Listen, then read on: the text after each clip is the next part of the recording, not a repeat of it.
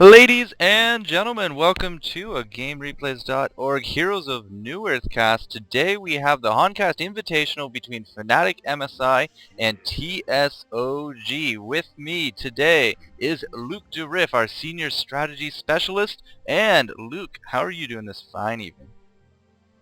I'm doing good, Jester. Always a pleasure to cast with you, and I hope we see a great game. Likewise, likewise. So, would you like to discuss the bans? Of course, we have Engineer, Soul Stealer, Nymphora, Thunderbringer, LukDeRiff, and Pharaoh. Thus far, nothing really outstanding. Maybe the Nymphora ban, but we all know that MSI like to run that Nymphora in the solo, and use her for great map control. The same goes for Pharaoh, who is actually a ban that is basically only used against MSI because of FreshPro playing that fantastic Pharaoh. Other than that, the bans are not really outstanding, I have to say. Well, Well, Engineer is really kind of considered that OP state right now. I mean, that's borderline very viable, I think is what we called it last time. And so, I mean, extremely viable. yeah, extremely viable. There we go. So not too surprising on him. Thunderbringer, of course, with the chalice, the bottle, the power supply is just a wrecking machine, especially against tri-lanes, which MSI has been sticking to their guns with that pretty recently, haven't they? Yes, they have. Um, yeah, just looking at the picks again, we have Slither, Witchslayer, and Glacier. So we have three really strong trial lane heroes here, and I'm gonna be interested who they send. Well, how they're gonna work their lanes out, because what we've seen a couple of times, or what we've seen lately, is that they send the Witch Slayer mid. So I'm gonna be interested whether we see that. Which I find rather interesting as well is that we don't see the Vara ban. That used to be like a perma ban No for the Devourer, last games that no we've seen. Panda. Neither of those guys are Yes. banned right now. Poor Fresh Pro Well, I though, hope no we Pharaoh. yeah, I hope we don't see a panda. I've seen so many pandas. They're just I know you love the panda, Jester, Yeah, I'm but I kind really of had reaching enough of my it. panda loving limit as well. I mean, MSI, as I said, have really been sticking to their guns with what they do. It's almost becoming very predictable as to what they're going to run. So I don't even think people bother really banning that panda or that devour simply because, I mean, it's been run so many times. Counters are really out there. MSI has not really been at their best lately, and a lot of people are really stepping up to really shut down that tri lane and shutting out MSI subsequently. Yeah. Yeah, definitely, definitely. Um, well, we have on the Hellborn coming out the first four picks with Doctor Repulsor, Valkyrie, Andromeda, and Magnus. That's another interesting couple of bands, because we have two heroes that are very well capable of doing the hard solo, and then we have Andromeda and Magnus who can be fitted into a trial lane, but they normally don't work out as well because Magnus is a melee hero, Mm-hmm. and you normally want to stick a melee hard carry in that trial lane. Mm-hmm. So we probably see a ranged hard carry, probably something like a Flint Beastwood. Oh no, Flint Beastwood we won't see, but Forsaken Archer maybe, or yeah, Forsaken Archer. That's what I would think. Come on, Moon But Queen. Come on, Moon Queen. no, Moon Queen. I doubt it. I love it. Moon Queen's my most favorite hero, but I don't think she will be picked. And then we see probably a trial lane evolve around Andromeda, Magnus, and whatever range carry they pick, and then we Doctor Repulsor in the mid because he's not just as good as Valkyrie, Well, and he couldn't. Yeah, I don't know. Valkyrie going mid, it has a lot of ganky potential because when she goes for that rune, especially if she goes towards the tri lane, she can set up an arrow and doesn't even have to be anywhere near there, and that can really start turning the tide on tri lanes. So I kind of see, yes, Papa Drake probably going taking that Repulsor mid. I mean, he is a very strong mid hero, but I wouldn't discount a Valkyrie mid either, simply because of the power of the range of that arrow. My 2 cents. okay. Forsaken Archer coming out, so there we have the range carry for the tri lane. So we have a tri lane set up there, and we see Pestilence for the tri lane on the Legion side as well with Flint Beastwood. Yeah, we've seen it also a couple of times that Flint Beastwood is taken in the hard solo simply because of his insane range. He can last hit and stay out of danger better than other heroes. I really don't like it though because he's relatively squishy and he has no escape mechanism whatsoever to escape, the constant ganking Mm-hmm. or the Mm-hmm. tries to gank from the other tri lane. And I really don't like it. I have to say, I don't think Flint is a very good hero in the harsh solo. I have seen FreshPro go Flint before in that hard solo lane, and well, unfortunately, every time I watch him, he just gets decimated, and if I know anything about streaks, it's probably going to be extended here. We will have to see how he responds, but going to an escape mechanism for that Flint Beastwood, can't really agree more, simply because he is in this long lane, and there's lots of opportunities in these trees right here for, those stunners to come up behind him, beside him, close the gap, get the kill, and really it's just, I don't know. I don't really want to see him top, and indeed it does not look like he's going to be going top. It looks like the tri lane is going to be heading that way. Yeah, that's probably what they're thinking is. Hmm. Yeah, it makes a lot of sense actually. Just because of what you stated. I'm just gonna be interested where Dr. Repulsor goes and where Valkyrie goes. That's really gonna be what I'm gonna be interested in.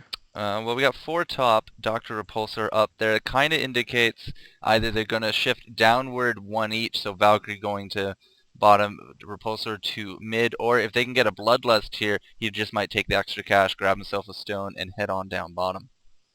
Could be. It's very variable at Mm, this point, but it does not look like MSI want to even attempt the woods. But they did get out a ward. They did see all these heroes, and yeah, they're going to be steering well clear of that. So if Repulsor is indeed going to go head bottom, which he's definitely heading somewhere right now. So we'll see if he makes the long trek. I don't know. So it's really variable at the moment. I just would send Dr. Repulsor mid and then Valkyrie in the long lane because I think that would be more viable in the long run. Well, a little bit of a rune gank here at the top. Rune coming out for that Witch Slayer. Does look like they're going to shift down, so Valkyrie should be theoretically taking the 1v3 for the Hellborn team, except, of course, the tri-lane is top. So she is going to be soloing up against this Flint Beastwood, so it's going to be a little bit of a range war, and that leaves Repulsor with that Witch Slayer correctly guessed into that mid. So there we go. The lanes are now all set up in this HonCast Invitational. Yeah, when you have this is now a totally different thing because if you have Flint Beastwood against a Valkyrie, that is something very different to having a Valkyrie or a Flint Beastwood in a harsh solo because Flint is actually very well capable of actually taking on Andy his nuke. So I'm gonna be interested as well in the way that Freshwell builds his Flint Beastwood. He's known for going rather unconventional builds on heroes, so maybe we see something new, tricky. I don't. So yeah, I mean Fresh Pro is kind of known for his unconventional builds, but again, right now he's taking both his passives for that Flint Beastwood, not even going anything in Flare, and I don't know, maybe that's what he really sees as how he's going to be beating this Valkyrie with that extra range and those little mini stun procs. It might do him well, it might not. Time will tell. Yeah, definitely. I mean, to be able to outrange any other hero in the entire game is is a big advantage. That's for sure. And I think he's gonna go that route and probably try to outrange her pretty badly, and then just don't level up the range anymore and go for the flare. We see him now picking up the flare. So yeah, he's getting that just simply to get up to the range and have the over 600 range. And Yep, but Pestilence going down up top to this tri-lane. Looks like Glacius is going to be joining him. That Magmus, for some very weird reason, was very tanky there. And, despite taking all that damage, still alive. Able to grab 2 kills there from MSI up top. And Pestilence, I mean, he's level 2. I think he was dead for a total of 10 seconds. And he's already back up and running. So that will put him at a 2-kill negative in that lane, but who picked up those kills? It was Papa Drake playing that Forsaken Archer, so the carry of the lane, picking up a double tap, especially with that Bloodlust. It's really going to put his farm exponentially higher than anyone else, and take a look at that number, a nice 345 gold a minute, although it is rapidly declining. Yeah, well, it's still great to get some early farm in here, and we see another thing that we see in trial lanes a lot these days is that the carry player picks up a Ring of the Teacher simply to provide massive mana regen to the whole trial lane, and to, well, not massive, but a very nice mana regen, and then the extra armor, which is really nice in the beginning of the game to, prevent some of that auto attack harassment from yourself. Well, it all comes down to the staying power. The longer these guys don't have to go to town, the more benefit they will reap. So putting up a lot of mana for your support, really, I mean, the only time Forsaken Archer is going to use any mana is when they go in on kills. So she doesn't really need it as much, but having the support with enough mana to ensure a gank goes down, that's very important. We got Repulsor going down south with Valkyrie and setting up a great gank in the middle. So there you go. He's using his not level 6, never mind. So he just ran all the way down here. I guess there was no call from Witch Slayer as Flint Beastwood is basically caught right in front of his tower, and he went down no problem. Yeah, that's a problem with Flint Beast, but he is very squishy only sitting at 587 HP at the moment, and he has no escape mechanism. So if somebody goes in on him, he's basically, well, he's screwed. He has And that is, 4.24 armor. That's very squishy. well, it is squishy. He's very squishy in the beginning of the game, and that is how you keep the Flint Beastwood down, is just gank him. Don't let him get any farm. If he doesn't get any farm, he's basically pretty much useless. Pretty much. Yeah, because you won't get that farm. It's like the similar issue with the Dark Lady. If you keep her down and you don't let her get very itemed up at the time, then she's just not really going to be dedicating any kind of contribution to the late game. Yeah, definitely. So not many carries actually can provide something. I mean, Kronos is probably the most outstanding in that case because of his ultimate, which is great no matter how bad your farm is. But Flint Beastwood, I mean, his flare is decent. It's not a game breaker though, or something that really helps you out that much in team fights. And Dark Lady is pretty much the same. Her ultimate, even though as good as it is not a game-breaking ultimate. And if you keep those heroes down by constant ganking, and we see Dr. Repulsor going down again, coming down here, probably looking to do something, and that is the way you deal with it. Speaking of doing something, Flint Beastwood exactly dying the same way that he did last time, with a Dr. Repulsor gank coming in from the middle, walking the entire distance, and he's just really not in any position to back. I could have sworn he was going to go to this shop to pick up a homecoming stone, because someone would have called the gank, but alas, I do believe he picked up an iron shield there, and, well, died, so... Yeah, so I was really wondering because he was playing very far up there, giving Repulsor a pretty easy time actually going in on him, and yeah, giving Dr. Repulsor a great opportunity there. Witchslayer has been playing mid. He's reaching level 6, which is obviously a big mark for him because he can his ultimate and start ganking, but we haven't seen him gank anything yet, so it's pretty ineffective. I mean, Witchslayer staying in the lane and farm is not exactly the most efficient way of playing him. True enough, but there you go. That silver bullet is going to be taking down Repulsor, who did hit 6 on that gank against that Flint Beastwood.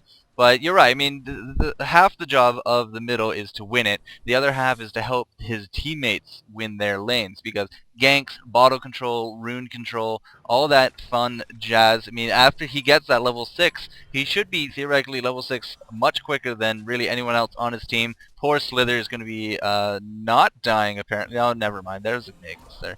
He is definitely going to go down, and now this could be trouble for Pestilence. Out goes the Comet, but I don't quite think that stun from Forsaken Archer is actually going to land that. A good try with the Aurora, but it's not going to be enough. I mean, right now, Low Witch Slayer comes back into a Repulsor, and Valkyrie is up there. So again, it just really looks like, these missed calls are just either not being called or not being heeded, as everyone's kind of getting caught out by these ganks. I mean, Yeah, but well, Valkyrie was coming back from base because she had to walk all the way back. But again, we see that the Hellborn players they communicate and they seem to help each other. We saw Dr. Repulsor coming 2 times bottom now. Valkyrie saw that Witchslayer was on the hill, playing relatively far upwards, and just used that opportunity to go in and help Dr. Repulsor, grabbing a kill and giving Dr. Repulsor now a nice time in mid, coming back, you know, from the time that he's been